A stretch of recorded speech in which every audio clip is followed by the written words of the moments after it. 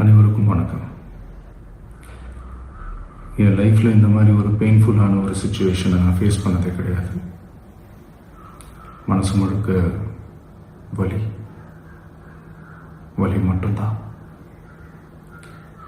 இந்த சுற்றுப்பயணத்தில் என்னென்ன மக்கள் பார்க்க வராங்க, அதுக்கு ஒரே ஒரு காரணம் தான், அவங்க என் மேலே வச்சிருக்கிற அன்பும் பாசமும். அந்த அன்புக்கும் பாசத்துக்கும் நான் எப்பவும் கடமைப்பட்டிருக்கிறேன். அதனால தான் இந்த சுற்றுப்பயணத்தில் மற்ற எல்லா விஷயங்களையும் தாண்டி மக்களுடைய சேஃப்டி, அதில் எந்த காம்ப்ரமைஸும் பண்ணிடக்கூடாதுன்றதுக்காக தான் அது என் மனசில் ரொம்ப ஆழமாக இருக்கும் அந்த எண்ணம். அதனால தான் இந்த அரசியல் காரணங்கள் எல்லாத்தையும் தவிர்த்துட்டு ஒதுக்கி வச்சுட்டு மக்களோட சேஃப்டி மட்டும் மைண்டில் வச்சுக்கிட்டு அதுக்கான இடங்களை சூஸ் பண்ணுறது, அதுக்கான இடங்களை பார்த்து பர்மிஷன் கேட்குறது, போலீஸ் டிபார்ட்மெண்ட்டில் அதை ரிக்வெஸ்ட் பண்ணி கேட்போம். ஆனால் நடக்கக்கூடாதது நடந்துருச்சு. ஆனால் மனுஷன் தானே, அந்த நேரத்தில் அத்தனை பேர் பாதிக்கப்பட்டு இருக்கும்போது எப்படி அந்த ஊரை விட்டுட்டு என்னால் கிளம்பி வர முடியும்?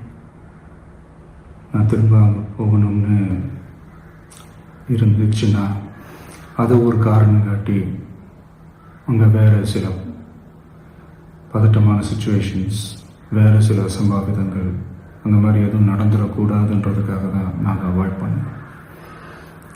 இந்த நேரத்தில் சொந்தங்களை இழந்து தவிக்கிற அத்தனை குடும்பங்களுக்கும் என்னுடைய ஆழ்ந்த இரங்கலை தெரிவிச்சுக்கிறேன். எனக்கு தெரியும், என்ன சொன்னாலும் இது ஈடேயாகாதுன்னு எனக்கு தெரியும். ஹாஸ்பிட்டலில் ட்ரீட் பண்ணிகிட்ருக்கிற எல்லாருமே சீக்கிரமாக க்யூர் ஆகி வரணுன்றதை இந்த நேரத்தில் நான் வேண்டிக்கிறேன். கூடிய சீக்கிரமே உங்கள் எல்லாரையும் நான் சந்திக்கிறேன். இந்த நேரத்தில் எங்களுடைய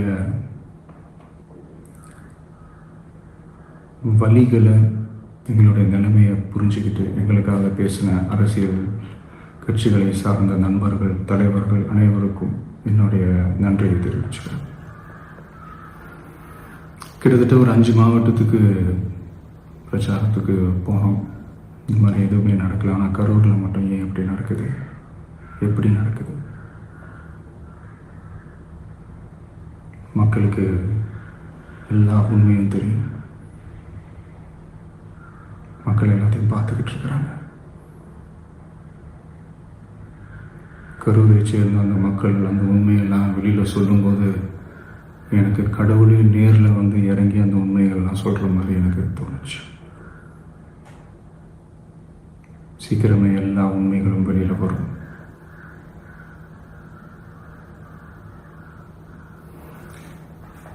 எங்களுக்கு தரப்பட்ட இடத்துல நாங்கள் போய் அந்த ஸ்பாட்டில் நின்று நாங்கள் பேசிட்டு வந்தோம். அதை தாண்டி எந்த தவறும் எங்கள் சைடில் நாங்கள் எதுவும் செய்யலை. பட் இருந்தாலும் எங்கள் கட்சியை சேர்ந்த நிர்வாகிகள், தோழர்கள் மேலே எஃப்ஐஆர், அது மட்டும் இல்லை சோஷியல் மீடியாவை சேர்ந்த நண்பர்கள், தோழர்கள், அவங்க மேலே எஃப்ஐஆர்லாம் போட்டு இப்போ பிடிச்சிக்கிட்டு இருக்கிறாங்க.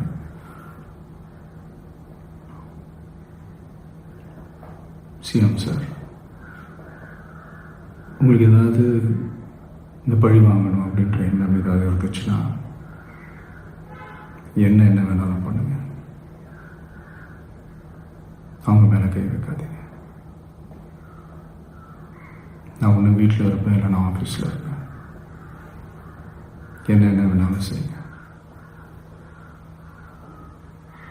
நண்பர்களே, தோழர்களே, நம்மளோட அரசியல் பயணம் இன்னும் ஸ்ட்ராங்காக, இன்னும் தைரியத்தோட கண்டினியூ ஆகும்.